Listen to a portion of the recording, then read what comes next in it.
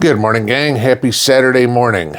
Well, at least today I don't have stories on more terror attacks in the U.S. Maybe. Anybody notice how in the last week or so, all the stories about the drones over New England have all of a sudden stopped? We had another new shiny object to focus on. That was New Orleans or Las Vegas or New York or Lafayette or Greenville or Idaho or whatever. We had a whole bunch of new things to watch. So we don't know about the terror that the drones could have brought us because we had other ones to focus on. There's another one out there that is getting basically no coverage whatsoever. And again, it falls right into the category of the drones. We don't know what it is, so we'll just ignore it. And inevitably what's going to happen is whatever was intended to be done, if anything, will be done, and nobody will know about it because the media decided they don't want to talk about it. So you only get guys like me, which obviously I don't have the reach of network news, though the way things are going, I seem to have about the same amount as MSNBC. But there's this big fog. Have you heard anything about this? Now, granted, it's winter. All right, here we are. We're the first week of January. Different parts of the country, obviously, experiencing different weather phenomenon, whether it's cold or rain or snow or ice or whatever, Then again, there's some of you guys that's still 80 degrees. So we get all of the things that we're used to. And one of them in the winter that you get, especially around here, is dense fog, because you've got cold air and warm, moist air mixing and causing fog. And I mean, I live on a lake. So, yeah, there's fog here a lot because there's moisture. But this is interesting. There's this new fog that all of a sudden is coming around. I mean, it's not just in one place. It's in California. It's in Texas. It's in the Midwest. It's in Great Britain. And it's a unique fog because your normal fog that you know what it is. I mean, it's moisture and you can feel wet and you got the dew on your car and you get used to it. Okay, you know what it is. This one's a little weird. There's video out there of people that have had this fog in the area and then it gets cold enough, it turns into snow. And funny enough that when people pick up the snow, you get packing snow or powder or whatever, skiers will know the difference of all the snows. This one's like little balls of styrofoam. I've never seen a snow that looks like little balls of styrofoam, especially when it's on the ground. And people pick it up and it feels like it's got that texture of styrofoam from what they're saying. And I'm going, okay, well, let's start thinking about this. If it's got the feel, the look, the texture of styrofoam, what's styrofoam made from? Chemicals. So is this a chemical fog? We don't know. But I'm not going to rule it out. We have issues in the winter, again, of people getting sick, getting the flu, getting a cold. I mean, we talk about this. We know this. That you have your winter flu every year. But people are reporting that when this fog rolls in, they get an onset of flu-like symptoms quickly. I mean, like within a couple hours, you feel fine, and then all of a sudden it's like, holy crap, what is this? Conspiracy theory? Maybe. Or could it be something else? Sure, it could be just a normal fog. It's just a little different. Fog does trap, the moisture, those water particles in the air will trap the pollution that's in the air, and it could be something there. I'm not discounting that at all, okay? People get sick in the winter, of course, but when's the last time you had fog that had a chemical smell to it? I mean, when anywhere you walk in your yard or in a parking lot at Walmart or whatever, there's this putrid smell of chemicals, and it's foggy. Now again, maybe this is the fog trapping pollution. But out where I am, and we haven't had this fog, there ain't a whole lot of pollution. And I can say the same for a lot of the parts of the country. So when they say this is hitting California or Texas or the Midwest, big in Iowa, you start to look around and go, where?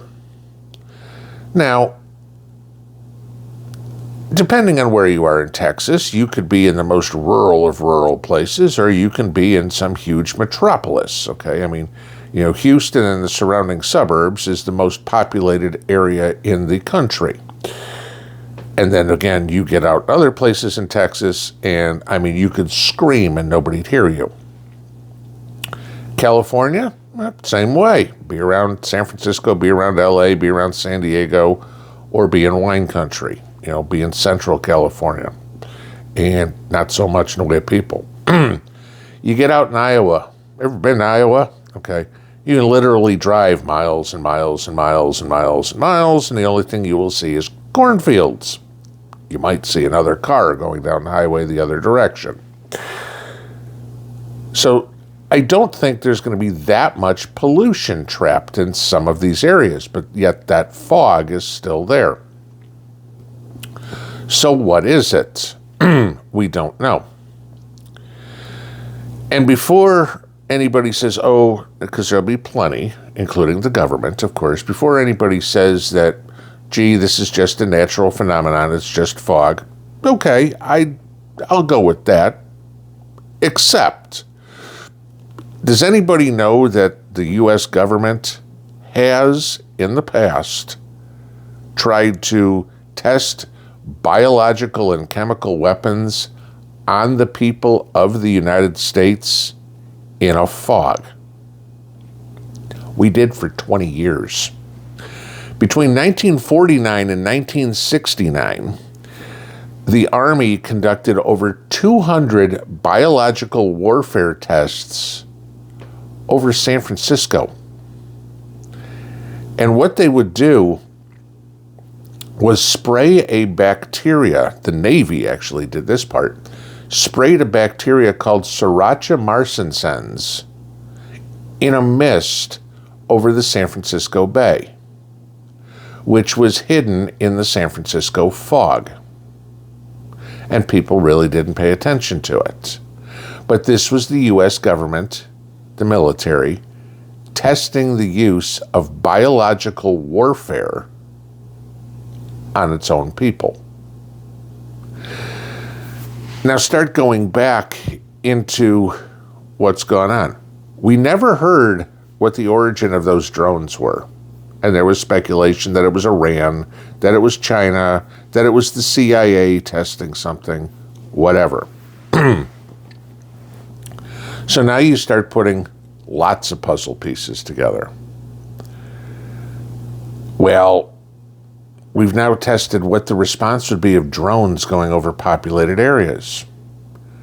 But in different areas, now we're going to test the effect of a biological fog. What could it be?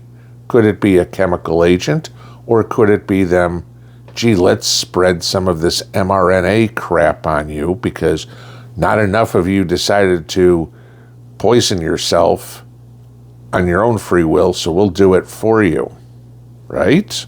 Okay. Could it just be a way of population control? We need a delivery device, drones. We need a delivery medium, which would be the fog. Gee, didn't somebody say something about 4 plagues coming on January 20th. I wonder what those could be. How did the COVID spread? Better put a mask on, right? Because you don't want to be breathing what somebody else is exhaling, right? Well, let's make it even better. Let's just put it in all the air, and then everybody will get it regardless of where they are. Could it be something like that? I'm just saying. It's a possibility. And of course, we are all being stonewalled again on what this fog is. You don't get styrofoam-looking, feeling snowflakes. You don't have a chemical smell in the air. You don't get sick walking out and breathing fog quickly. I mean, granted, our lungs are built to inhale oxygen, not water. Okay, we're not amphibious. But, it's something you think they would look into.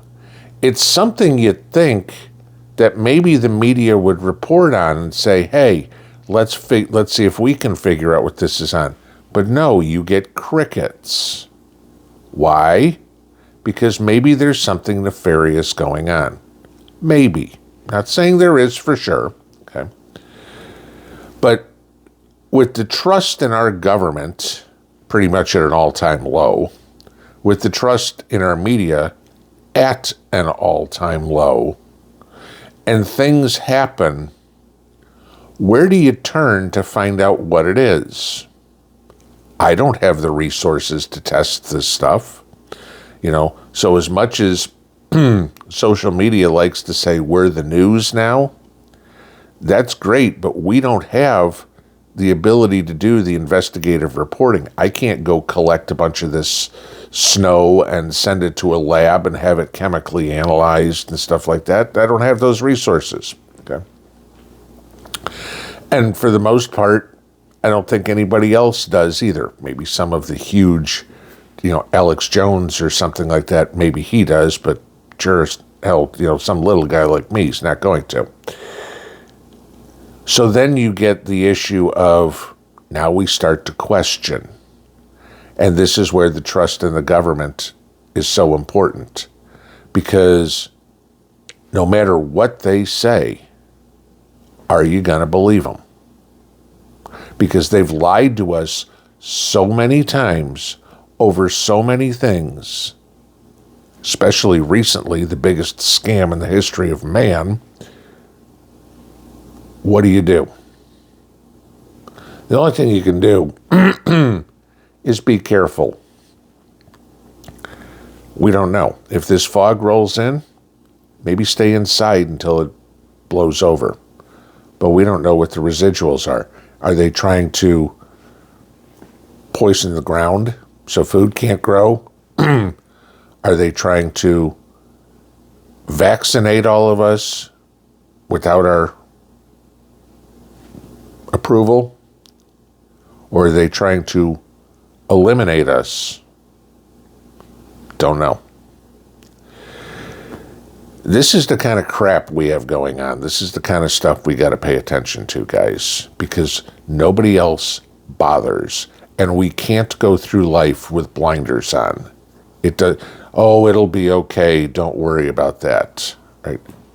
Tell that to the people who lived in San Francisco from 1949 to 1969, some of whom died from this, many of whom got sick from this, and it was a huge cover-up because we had the government testing biological weapons on their own people.